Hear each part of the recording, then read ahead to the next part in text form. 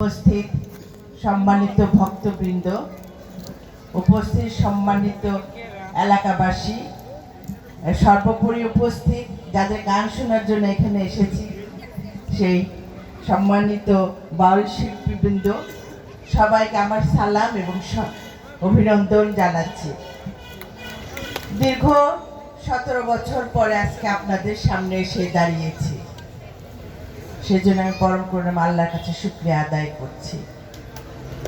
আপনারা বিগত যে সময়ের কথা নিশ্চয়ই আপনাদের মনে আছে, আমরা ফ্যাসিস্ট আওয়ামী সরকারি দুঃশাসনের কথা নিশ্চয়ই আপনাদের মনে আছে, সেগুলো আপনারা ভুলে যাবেন না।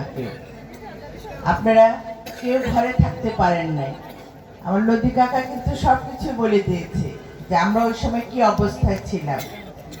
আমরা ভোটও দিতে পারি না। এখন কি আপনারা ভোট দিতে চাচ্ছেন আগামীর জন্য? ভোট তো দিতে হবে। 17 বছর ধরে আমরা কেউ ভোট দিতে পারি না।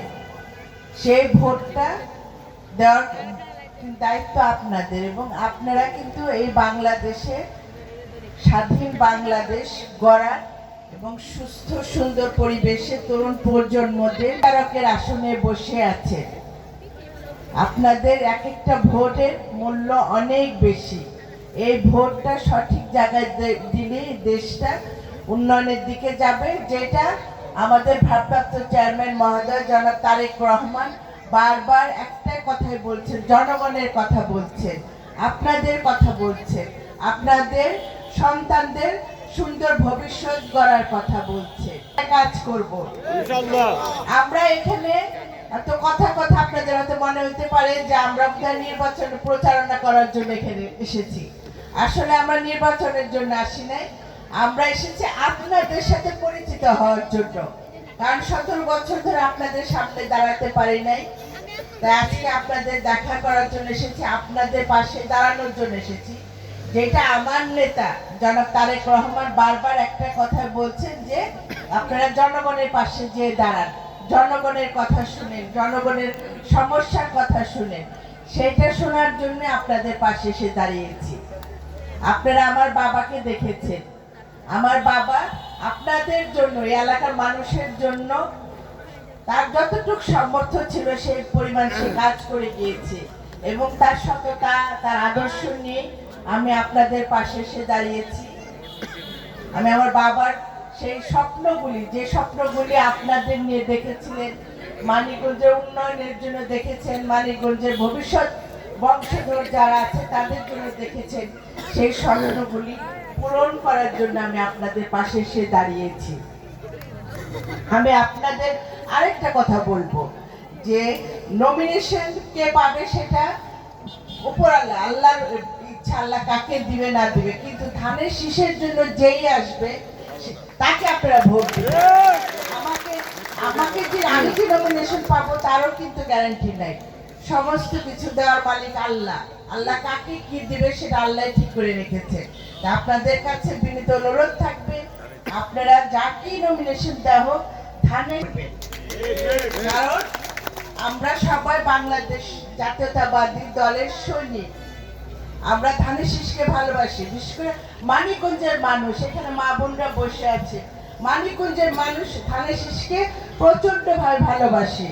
বিগত সময় তো ধানের শীষের বাইরে কেউ ছিল না। তো এই যে 17 বছর, সেটা তো দামি নির্বাচন দিয়ে ভোট চুরি করে ধানের শীষকে সরিয়ে রাখা হয়েছে, তাই না? এখন আমাদের কাজ কি হবে? সে ধানের শীষকে আবার আনতে হবে। আমরা দেখবো দল, আমরা ব্যক্তি দেখবো না, আমরা দলকে দেখবো। আমার দলের নেতার নির্দেশ মেনে আমরা সবাই কাজ করব, এটা আমাদের মূল লক্ষ্যে পৌঁছাতে হবে। আপনারা এই বাংলাদেশকে যেন আবার সঠিক পথে নেওয়া যায়। যে অর্থনীতি ভেঙে গেছে, যে দুরবস্থা বাংলাদেশে, সেখান থেকে আমাদের কিন্তু সেটাকে ঘুরে দাঁড়াতে হবে এবং সবাইকে মিলে কাজ করতে হবে। সবাইকে এক হয়ে এক ধানের শীষের পতাকার তলে দাঁড়িয়ে আমাদের ঐক্যবদ্ধ হয়ে আগামী এই বাংলাদেশ, সুন্দর বাংলাদেশ গড়ার কাজ করতে হবে। এবং সেই গড়ার পিছনে কে আছে? আমাদের নেতা জনাব তারেক রহমান। তার বলিষ্ঠ নেতৃত্ব নিয়ে ইনশাআল্লাহ ভোটের মাধ্যমে আমরা গণতান্ত্রিক সরকার প্রতিষ্ঠা করব এবং সেই সরকার হবে বাংলাদেশ জাতীয়তাবাদী দলের সরকার। তাহলে আপনাদের সমস্ত আশা পূর্ণ হবে ইনশাআল্লাহ। আমি আপনাদের আমার কোনো পদ লাগবে না, কিছুই লাগবে না, সভাপতিও লাগবে না, কিছুই লাগবে না। আমি আমাকে যখনই আপনারা ডাকবেন আমি আপনাদের পাশে আসব, এই ভক্তবৃন্দের পাশে আসব।